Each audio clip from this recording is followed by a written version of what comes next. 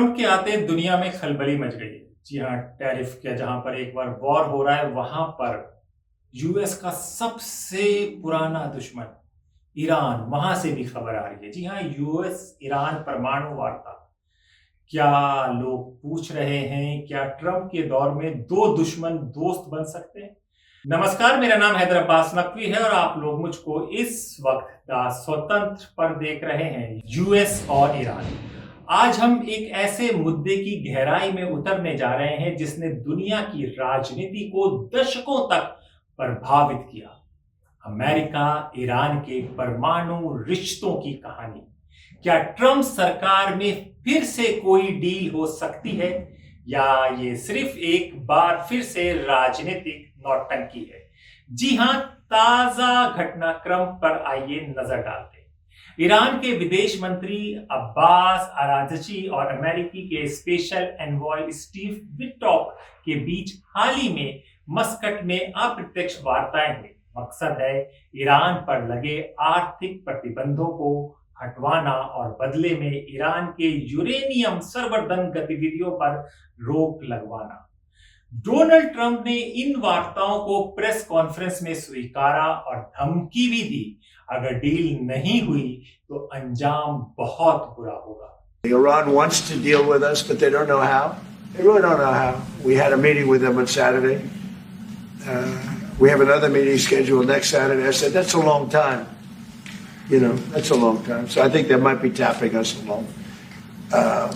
But Iran has to get rid of the concept of a nuclear weapon. They cannot have a nuclear weapon. He can't have a nuclear weapon. Nobody can have. We can't have anybody having nuclear weapons. We can't have nuclear weapons. And I think they're tapping us along because we're so used to dealing with stupid people in this country.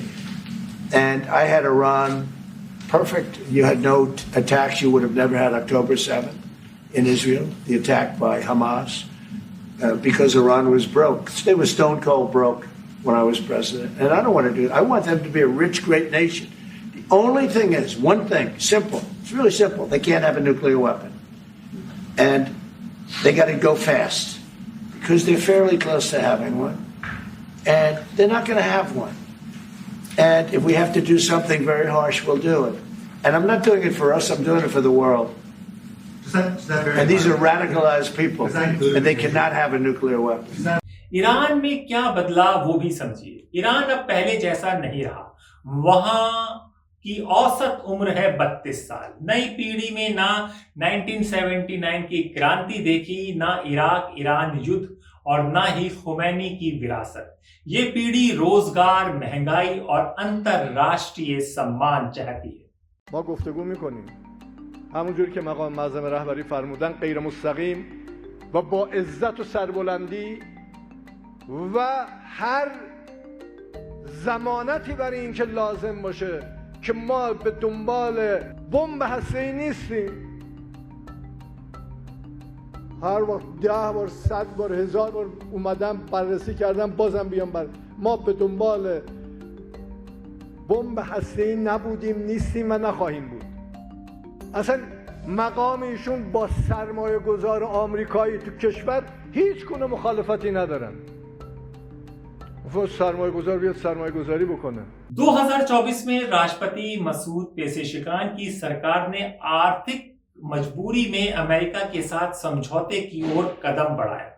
आर्थिक संकट और deal की जरूरत क्यों है, यह भी समझिए। ईरान को अगले 3 वर्ष में $1000 की जरूरत है ग्रोथ के लिए। लगातार गिरती मुद्रा, महंगाई और बेरोजगारी से जूझता ईरान अब अमेरिका और पश्चिमी देशों से सौदा करने को मजबूर हो, खासकर तब जब रूस से दोस्ती ने भी यूक्रेन युद्ध के कारण ईरान की अंतरराष्ट्रीय छवि को नुकसान पहुंचाया। अमेरिका की स्थिति और ट्रंप का एजेंडा क्या है, इसको भी समझ लीजिए। ट्रंप के लिए यह डील एक राजनीतिक जीत हो सकती है।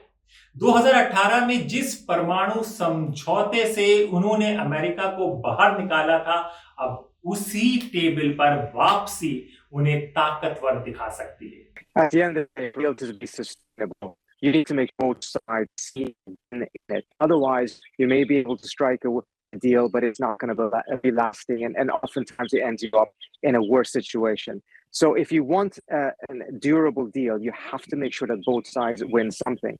Whoever wins the most, I would say that for the United States, making sure that this enmity with Iran is not perhaps necessarily ended, but is significantly diminished, that Iran does not get a nuclear weapon, and that in and of itself enables the United States to reduce its troops levels in the Middle East, something that Trump has promised his base for quite some time. Those are very, very significant wins. So I'm not surprised at all that Trump taking a look at this opportunity very, very seriously. Well, it's not clear yet whether that will actually be part of the negotiation or it's going to be part of the discussions. I'm pretty confident that they're going to be taught those different things. But you have to prioritize and decide what is most important to you. If you throw in too many different variables into negotiation, you may end up losing all of them. And I think it's quite clear that the nuclear file is, for the United States, the most important. Now, if you're sitting in Abu Dhabi, if you're sitting in Riyadh, if you're sitting in Tel Aviv, you will have other concerns as well. But Trump has prioritized U.S. interests here. If he throws in too much, he will end up getting nothing. So if we listen closely to what he's been saying, his only red line is a nuclear weapon. That does not mean that he will throw the other issues. It just means that he has to prioritize, and he's chosen to prioritize the issue that is the most important to the United States security. Absolutely. I do think that the Trump administration will probably take seriously some of those opportunities there. And if we look back at what Trump was complaining about Obama's deal in 2015, a key point that he was raising was that this deal does not allow American businesses to go into Iran. It only allows European and Chinese and Russian businesses to go into the Iranian market. And he kept on saying that that's unfair, that's unfair. Here's an opportunity to fix that, essentially. The Iranians are dangling this. लेकिन अंदरूनी राजनीति, Israel का दबाव और Trump की deal maker image, ये तीनों इस वार्ता को मुश्किल बना सकते हैं।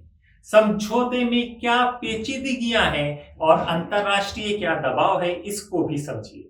समझौते की शर्तें आसान नहीं है। ईरान चाहता है कि सभी प्रतिबंध हटें, जबकि अमेरिका मांग कर रहा है कि ईरान की सैन्य साइट्स तक पहुंच दी जाए। सैन्य साइट तक पहुंचना चाहता है यूएस। जी हां, यूरोपियन यूनियन, रूस और चीन इस वार्ता को सफल बनाना चाहते हैं, क्योंकि किसी भी सैन्य टकराव से पूरी दुनिया पर असर पड़ सकता है। इसमें संभावनाएं भी हैं, जोखिम भी है, और भारत का क्या नजरिया है ये भी समझिए। भारत के लिए ये डील बेहद महत्वपूर्ण है। ईरान के साथ चाबहार पोर्ट और तेल व्यापार फिर से गति पकड़ सकता है, लेकिन अमेरिका ईरान का कोई भी तनाव भारत को बीच में फंसा सकता है।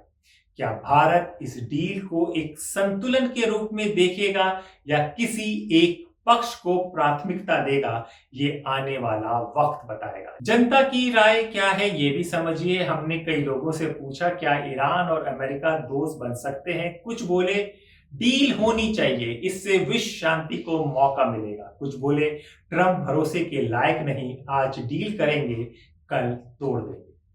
तो दोस्तों, ईरान और अमेरिका की इस न्यूक्लियर पॉलिटिक्स में बहुत कुछ दांव पर है। दुनिया की शांति, खाड़ी देशों का भविष्य और वैश्विक कूटनीति की दिशा। क्या होगा इस वार्ता का अंजाम? क्या वाकई ट्रंप और ईरान एक ही टेबल पर साथ मिला पाएंगे? हम लाएंगे हर अपडेट सबसे पहले स्वतंत्र पर। तब तक के लिए मुझे इजाजत दीजिए, फिर होगी मुलाकात एक नए विचार के साथ। तब तक के लिए नमस्कार।